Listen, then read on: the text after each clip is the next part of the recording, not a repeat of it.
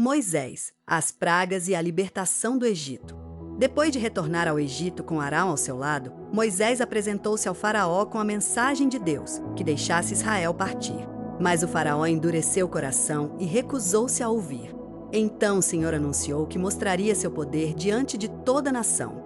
A primeira demonstração aconteceu diante dos oficiais do faraó.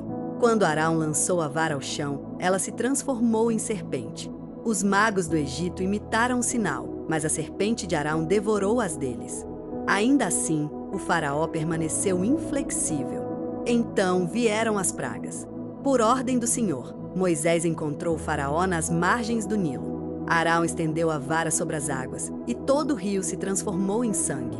O peixe morreu, o rio cheirou mal e não havia água potável em nenhuma parte. Mesmo assim, o faraó não cedeu. A segunda praga veio logo depois. Arão estendeu a mão e rãs surgiram por toda parte. Encheram casas, quartos, cozinhas e camas. O faraó pediu a Moisés que orasse para que as rãs desaparecessem. Moisés orou e as rãs morreram. Quando houve alívio, o faraó endureceu o coração outra vez. A terceira praga veio sem aviso direto ao faraó. O pó da terra tornou-se piolhos que atacaram pessoas e animais. Os magos tentaram reproduzir o sinal, mas não conseguiram e disseram: "Isto é o dedo de Deus." Mesmo assim, o faraó não se moveu.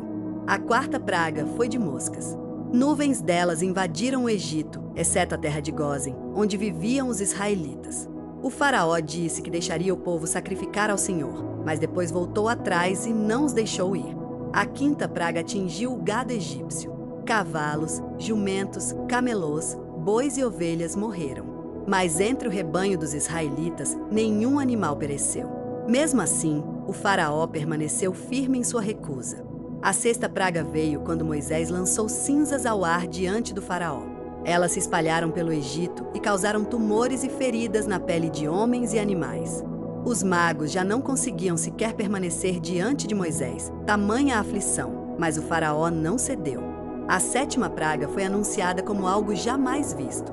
Quando Moisés ergueu seu cajado ao céu, Deus enviou trovões, fogo e saraiva tão violenta que destruiu tudo em campo aberto, plantas, árvores, animais. A única região poupada foi Gósen. O faraó chamou Moisés e admitiu seu erro, pedindo oração. Quando a tempestade cessou, ele endureceu o coração novamente. A oitava praga começou com um vento do leste que trouxe enxames de gafanhotos. Eles devoraram tudo que restara após a saraiva, cobrindo a terra até escurecê-la. O faraó pediu novamente para que Deus removesse a praga. Moisés orou, e um vento forte do oeste levou os gafanhotos para o mar. Mas, mais uma vez, o coração do faraó se fechou. A nona praga veio sem aviso. Trevas densas envolveram o Egito por 3 dias, trevas tão profundas que ninguém saía de onde estava. Porém, em Gósen, havia luz para os israelitas. O faraó tentou negociar, mas não permitiu que o povo levasse seus rebanhos. Ao se recusar, expulsou Moisés da sua presença. Então Deus anunciou a última praga. Uma calamidade sem igual cairia sobre o Egito. O Senhor orientou Moisés e Arão a instituírem a Páscoa. Cada família deveria escolher um cordeiro, sem defeito, e sacrificar ao anoitecer. O sangue seria colocado nos batentes das portas, para que o destruidor passasse adiante, poupando os israelitas. Eles comeriam a refeição rapidamente, preparados para a jornada. À meia-noite, o Senhor feriu todos os primogênitos do Egito, desde o herdeiro do trono até o filho do prisioneiro, chegando também aos animais. Um grande clamor se levantou em toda a nação, pois não havia casa sem algum morto. Então, finalmente, o faraó chamou Moisés e Arão no meio da noite. Ordenou que saíssem, levando consigo o povo de Israel, seus rebanhos e tudo o que tinham. Os egípcios pressionavam para que partissem depressa, temendo que todos morressem. Assim, os israelitas deixaram o Egito depois de 430 anos de permanência naquela terra. Eles saíram às pressas, levando o que tinham preparado, e muitos egípcios ainda lhes deram ouro, prata e mantimentos. Naquela noite, Deus cumpriu sua palavra, libertou seu povo e instituiu uma celebração que seria lembrada por todas as gerações. Assim terminou a série de sinais que o Senhor realizou no Egito, e assim começou a jornada de Israel rumo à Terra Prometida. O que aprendemos com essa história?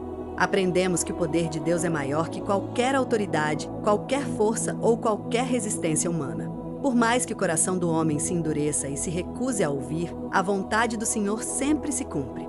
Vemos também que Deus faz distinção entre os que lhe pertencem e os que não conhecem. Em meio a todo o sofrimento que caiu sobre o Egito, o povo de Deus foi preservado e cuidado. E mais ainda, aprendemos que a libertação vem da parte do Senhor e não de nossos próprios esforços.